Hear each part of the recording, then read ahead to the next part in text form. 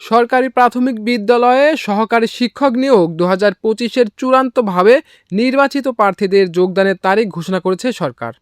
আগামী 1 অক্টোবর সংশ্লিষ্ট জেলার জেলা প্রাথমিক শিক্ষা অফিসে যোগদান করবেন তারা।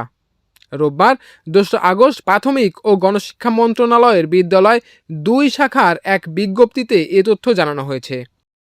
উপসচিব রাজীব কুমার সরকার স্বাক্ষরিত বিজ্ঞপ্তিতে বলা হয়েছে, সরকারি প্রাথমিক বিদ্যালয়ে সহকারী শিক্ষক নিয়োগ 2025 এর নিয়োগযোগ্য শূন্য পদে নির্বাচিত প্রার্থীগণ আগামী 1 অক্টোবর সংশ্লিষ্ট জেলার জেলা প্রাথমিক শিক্ষা অফিসে যোগদান করবেন।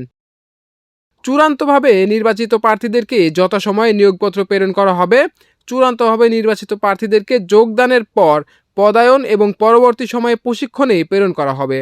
বিষয়টি সকলের অবগতির জন্য পাঠানো হলো বলে জানানো হয়েছে। 14,384 জন প্রার্থী উত্তীর্ণ হয়ে যোগদানের অপেক্ষায় রয়েছেন বলে জানা গেছে।